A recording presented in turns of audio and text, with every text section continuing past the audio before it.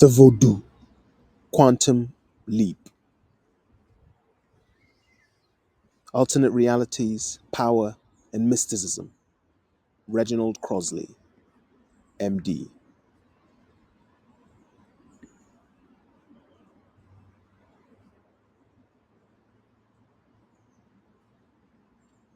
Venture Beyond Ordinary Reality. The investigation of matter by modern science has revealed that beyond the atoms, quarks, and leptons lie the forces and energies that cannot be seen by our naked eyes or perceived by our senses, but they are real. Quantum physics reveals to us that reality has two faces, a visible one and an invisible one. Vodou reveals this hidden face of reality. Vodou recognizes the unseen or shadow forces as the essence of non ordinary reality. The Vodou quantum leap explores the analogies between African Haitian mysticism and quantum physics. Vodou accounts of possession, channeling, and zombies all reflect the multidimensional nature of existence. Venture beyond ordinary reality. Discover the wonders of Vodou on the magical island of Haiti.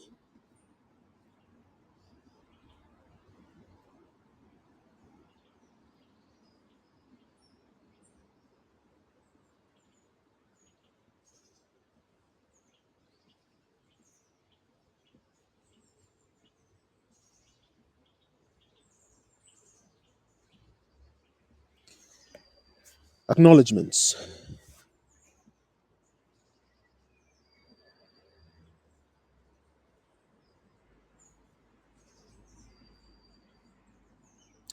Foreword. Generally spelled voodoo in the commercial literature of the English language, vaudou has rarely been taken in earnest by Western scholars of the industrialized nations. The ignorance of it as the art of living of the African people, coupled probably with the general prejudice against tribalism, has resulted in vaudou being scorned with disdain by many members of the scientific institutions, who often deemed it inferior and unworthy of attention. In an academic milieu, therefore, where all efforts have been made to ignore such a tradition, Dr. Reginald Crosley stands as a courageous model indeed, as well as an exception for what he has taken, for he has taken that particular way of life of the Haitian people to a new scientific conceptual height. He lifted it up, at least theoretically, to a limit where no one before him has believed it conceivable. His book, The Vodou Quantum Leap, is undoubtedly a pioneering work that must raise significant interest in our population. It is an inspiring effort that should help stimulate creative thinking on Vodou and induce further reflections on the intellectual production of humanity.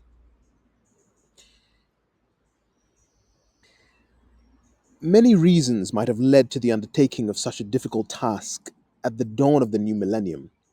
First, Dr. Crosley might have realized that it provided his country of origin, Haiti, with a rich heritage for the study of religion, mythology, the arts in general, psychotherapeutics, medicine, metaphysics, and even quantum physics. Secondly, Dr. Crosley might have also understood that people in the world should no longer act as if they were totally independent from one another, neither as individuals nor as nations. Our lives are intertwined, whether we like it or not, whether in fact we acknowledge it or not. The time has finally arrived for new spiritual and ethical awareness. Religious people, practicing atheists, agnostics, or humanists, should all abide to this self evidence. It would indeed be better for all people of all races, nations, and religions to understand it and each other. Nevertheless, for certain specialists of anthropology, ethnology, ethnology, and history of religions, Vodou has long been acknowledged as the art of living of the population who remained indigenous to the African continent, and also of the descendants of these people who grew up in the New World. In Haiti, for instance, where so many of the latter have been living for the past centuries, Vodouists remember that for the past millennia, their African forefathers had developed to their benefit very sophisticated models of human behavior and experience. For these reasons, among others, they have chosen to remain proud and loyal to their ancestral tradition, better accepted then by those experts in sociology as the religious tradition of the Haitian people. They also accredit it as a system of thought that implies a cosmogony, a mythology, and a reservoir of knowledge. In short, a culture. They found the persons responsible for the early development of it, the Hugan and the Mambo, to be the first men and the first women in the world who built and managed a social order and a constructed, elaborated, and scrupulously cared about a full fledged belief system. They were, in fact, the first religious functionaries who acted as priests and priestesses of any religion known to humanity. Through their intuition and rational observations, they became able to determine what should be the proper attitude, emotion, and correct behavior to apply when approaching the elemental principle of the universe, or when dealing with any one of her 401 forms of power named Loa, a word that somewhat resembles the Eloi of the Hebrew language, which means God. God, the unanalyzable, is simply seen as a concept in our tradition. This tenet in Vodou merely means a fundamental energy where all other types of energy find their origin. She has no mass and never had one, but she always existed as a pure spirit, as an energy that has the power to intervene in the affairs of the universe. As all animals and plants that bear children or fruits are usually seen as female, that source of all the existing energies is usually referred to as a woman named Yahweh. Again, a word that resembles the Yahweh of the Hebrew language. She is perceived as the mother of the universe and the creator of all that exist and existed. The nature of God, the origin and the development of her many forms of power or expressions, the Loa, show what is termed a cosmogony. Their attributes spread throughout the four basic elements of nature: water, earth, air, fire, and the equilibrium they maintain between themselves and with the world, their justifications, has been designated a theodicy.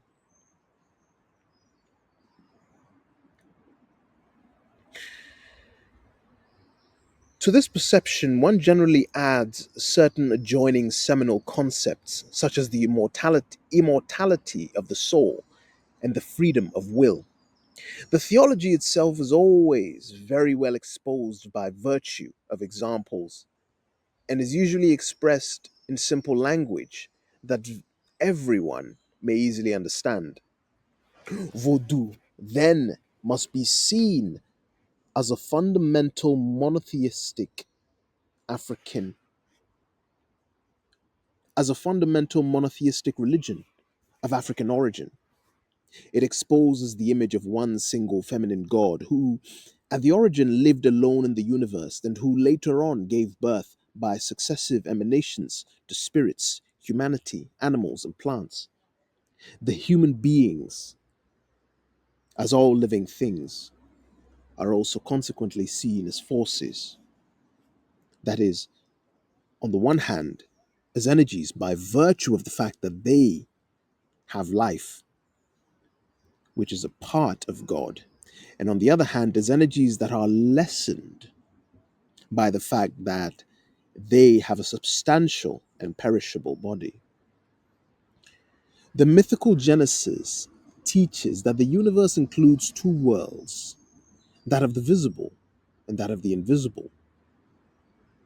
Much larger than the visible world, the invisible one is replete of energies, including the spirits of all those who have lived and existed since the beginning of times. It also incorporates the major forces of the universe, the Loi.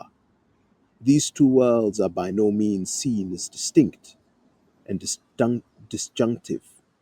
To the contrary, they are assumed to impenetrate each other harmoniously, and the spirits, those energies in them, mingle continually. Named soul, that particular energy specific to the human being, must not be confused with the mind, which involves conscious and unconscious thoughts generally processed by the brain, though it is seen as what generally engenders the rational, the emotional, and the volitional faculties, hence determining all behaviors.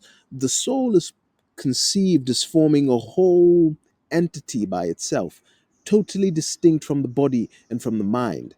It involves the principles of life. Not having in itself any physical or material reality, the soul is regarded as being the immortal or spiritual part of the person, which is capable of surviving one's physical death. Acting as the true axis of life, it is perceived as being perpetually in motion. It encircles around its own axis and vibrates continuously like the specific part of the soul called Nan, Nanm.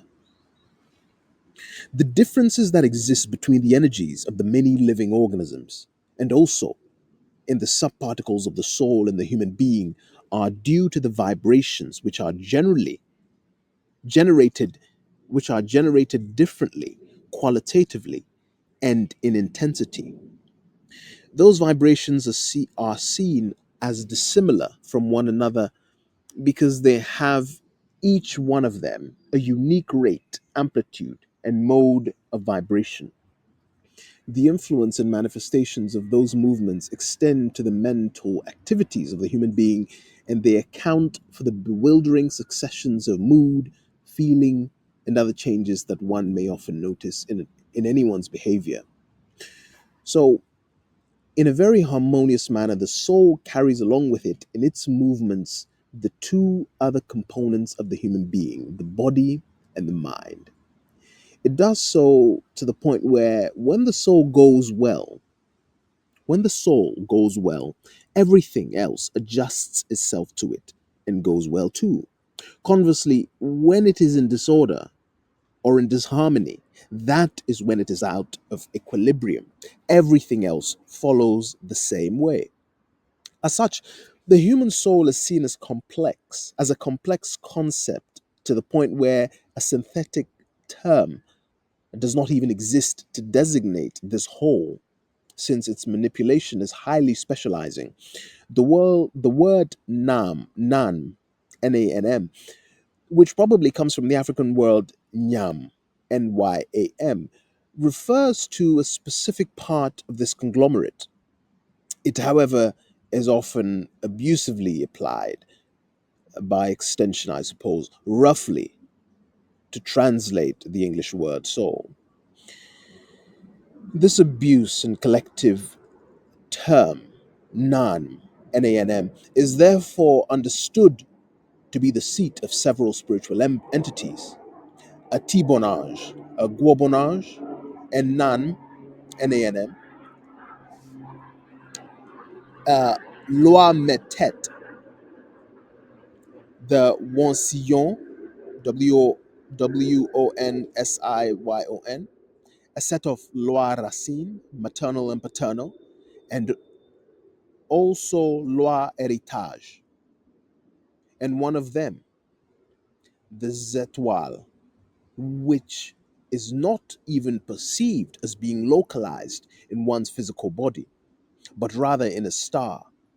Consequently, it becomes impossible to refer to the individual as one who has mere corporeal unity, the body being viewed as accommodating only part of the person. Furthermore, the spirits of clan ancestors also belong to this group of forces of influence. They are recognized and often honored for the continued impact on human activities. The minute one is born, then, as a human being, that person should be defined as a spirito psycho social entity who exists in a continuous state of energetic equilibrium. All these spiritual elements in him or her act as animating forces. They confer to the person a very particular sense of appreciation for the fundamental aspects of life or of the existence. They are energies that function not only at the level of the individual, but also of the community. They set the ideals and the norms of logic, moral, ethics, and aesthetics that therefore become no longer matters of individuals alone, of course, but matters of societies, of which but matters of societies which are nothing else but the sum of the people. Together, all these energies orient the human beings and their society and societies in their environment. They help to establish guidelines and direction for that which concerns logic, ethics, morals, and aesthetics, to set up codes of conduct understood to be the mores or tradition, and to lead one to the path to peace and happiness. Everyone relates to them and to each other, and no human being exists except in relationship. The fundamental function of all these forces is consequently to serve as references for life in society, nature, and the universe.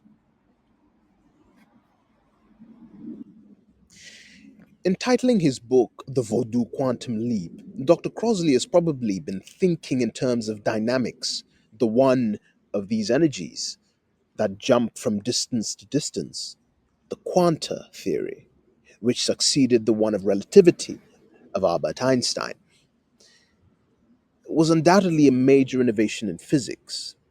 Dr. Crosley has prolonged its physical application to its philosophical implications, dealing with motions considered of extremely small scale of dimension, fractal, or quanta.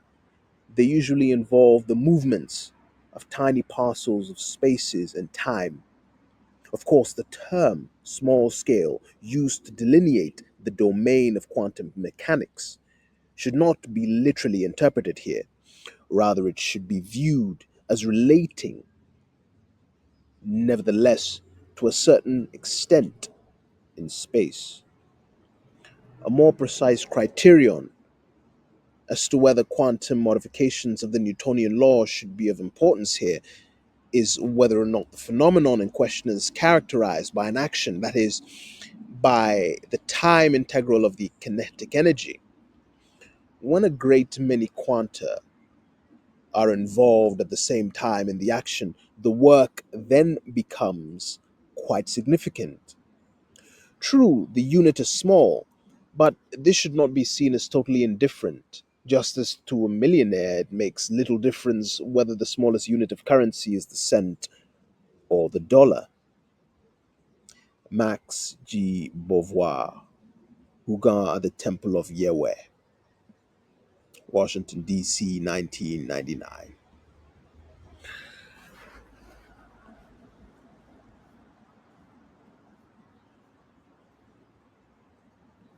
Preface. Most people think that they know what voodoo is all about. People immediately think of black magic, witchcraft, root, charm, spells, hexes, jinx, conjuration, zombie, goofadas, sorcery, evil spirits, the sticking of needles into a doll, or entities like Dracula, hags, and werewolves. Others get more sporty with the word and use it in the sense of wonderful, fantastic feats, or enterprises such as voodoo economics.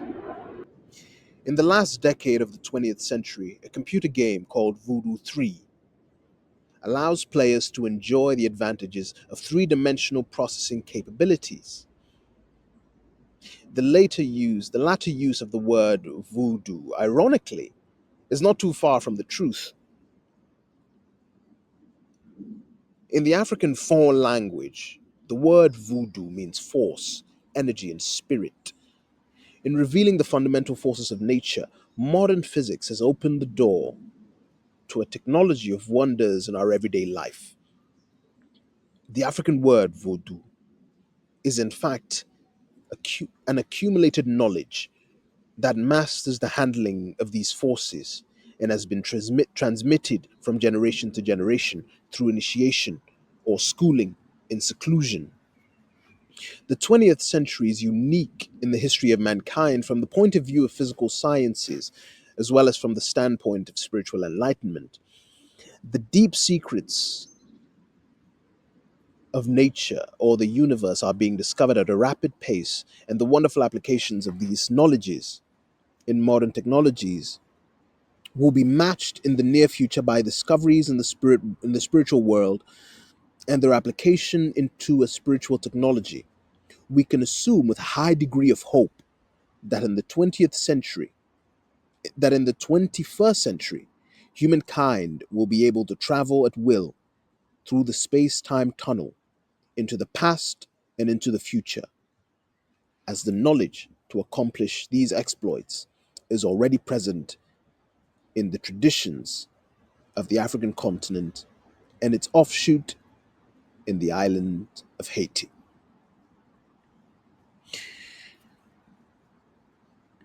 We can assume with a high degree of hope that in the 21st century, humankind will be able to travel at will through the space time tunnel into the past and into the future, as the knowledge to accomplish these exploits is already present in the traditions of the African continent and its offshoot in the island of Haiti. This body of knowledge is transmitted through the oral traditions of Vodou during initiation in the ancestral religion of Africa. Amazingly enough, science in the 20th century has redefined reality by revealing a continuum between the spiritual and the physical. Psychic energy, psi, is present in every fractal or tiny parcel of the universe on a par with the other four major forces of nature, so that we have to change our narrow understanding of matter, mind, soul, and spirit. By doing so, we can now understand the concepts presented by the Vodou vision of the world. We will realize that it is not a world of make believe, pure superstition, or ignorance. In order to pave the way for the reader and to facilitate his or her introduction to the wonder of the Vodou world, the first two chapters after the introduction discuss the different aspects of common reality, the reality of the philosopher, the artist, the believers of various religions, and the reality of science, from Euclid and Newton down to quantum reality. The paradoxes and startling discoveries of relativity theories, quantum mechanics and chaos theory, or complexity theory, will help the curious mind understand the exotic phenomena, the singularities, and the concepts of Vodou alternate reality. From there, you will realize that Vodou is not black magic, or it's not black magic. From there, you will realize that Vodou is not black magic, devil worshipping, or ignorant animism. The crisis of possession or channeling of the adepts is not a disease, not a hereditary nervous disorder as prescribed by medical authorities in the first part of the 20th century.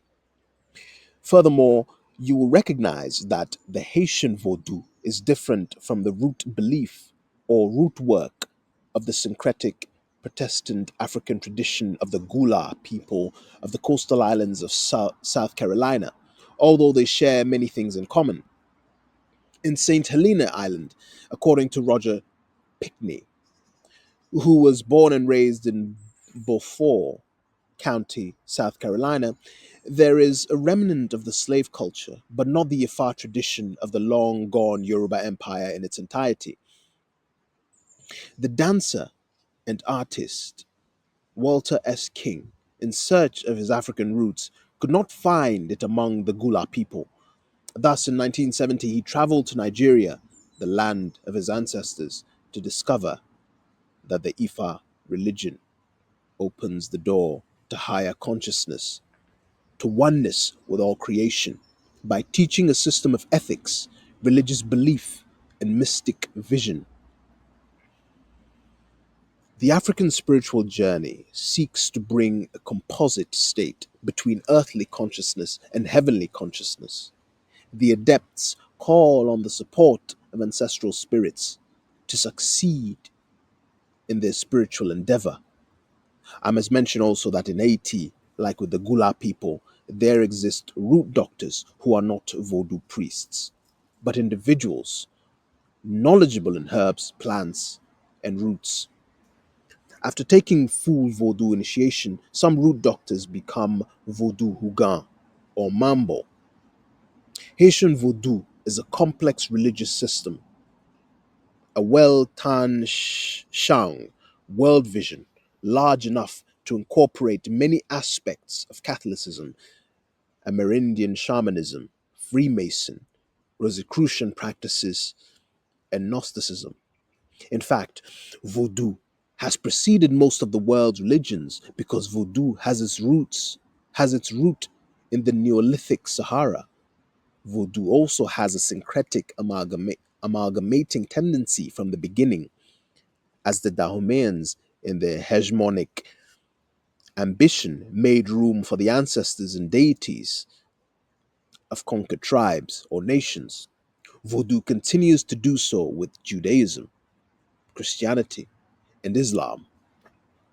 I do not want to present to the public a watered down version of Vodouism, one that presents only the benign aspect of the religion, the agape type community, the kibbutz or laku settlement orientation, the benevolent Loa spirits called angels, saints, and sometimes deities.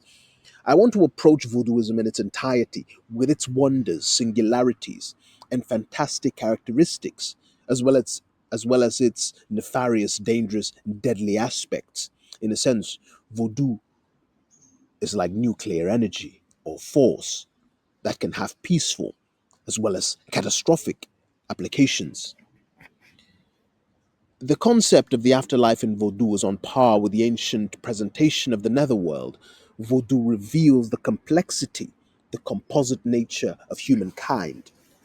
We are not simply a physical, chemical entity, as presented by modern physiology and medicine. We have components or souls that share similarities with shadow matter or dark matter or, or dark matter of contemporary physics, energy dimensions that can be boosted or invigorated by mental as well as physical means. Many religions and Vodou agree that we can acquire another spiritual component by a new birth in the eternal dimension. The new science, called chaos theory, has also given us some newly discovered fundamental laws of nature that can be seen as archetypes, namely the Feigenbaum universal constant of self similarity in scaling, the fractals or parcels of Mandelbrot, and the butterfly effect of Edward Lorenz, something similar to El Nino effect. These laws help understand the inner working of many rituals in Vodouism. Vodou, like the major religions of the world, is also in search of transcendence. Souls of departed ones must evolve in a spiritual realm and become transformed to ancestral deities. A final transcendence would be the translation of time into the into the eternal, into the eternity of the Grand Mait, the Creator, or Yahweh. I am Haitian American. I am Haitian American, currently practicing allopathic medicine in the United States. I studied medicine at the Faculté de Médecine of Haiti before my immigration to the United States in 1967. I was raised and nurtured in the Haitian culture, which is a composite of African, French, and Amerindian civilizations. The elders of my family on my mother's side, before their conversion to Protestantism, were adepts of the Vodou religion, and they lived by the tenets of a syncretism born of the association of Catholicism and African religion and African traditions. In my childhood, I was introduced into Vodou's inner sanctum and included in rituals observed by the family. We received our tribal scarifications on our right arms. My personal interest in Vodou is of a metaphysical, anthropological, ethnological, and medical nature. In this era of holistic medicine, physicians and other health professionals must become familiar with the worldviews of patients from different cultures. The alternate reality of the Vodou universe, though veiled in secrecy, is a fact of life in my extended family and in the Haitian society at large. I have been particularly diligent in helping to erase the stigma that the Western world attaches to Vodou. The Vodou religion stands on the same lofty grounds with other world religions, ancient and modern. Vodou offers the same spiritual experience as do other major religions such as Taoism, Buddhism, Hinduism, and Amerindian shamanism. Seekers of enlightenment can have the same rapturous experiences in the realm of Vodou as with other religions. I have studied Vodou from a metaphysical standpoint since the 1960s. My book is the result of a protracted inquiry into the writings of anthropologists, ethnologists, theologians, physicians, and importantly, observations of my people, the Haitians. The wonders of modern physics had opened my eyes to the splendor of hyperspace in the early 1960s when I wrote a book of poetry in French entitled Immanences. Immanences. I was elated to know that other scientists have discovered the wonder of modern physics and metaphysics in works like The Tao of Physics by Fritjof Capra and Taking the Quantum Leap by Fred Alan Wolf. The enlightenment they have discovered in the alternate reality of the Far East is also present next door in the island of Haiti. Vodou, the Cuban Santeria, and the Brazilian Candomblé share the common alma mater, fostering mother, the wisdom of the Black continent. Vodou's accumulated knowledge of reality goes back to the Neolithic age. Vodou can teach us of many spiritual truths that are being rediscovered by modern science. The creation of a spiritual technology will benefit mankind as we find harmony with ourselves, with each other, and with the universe.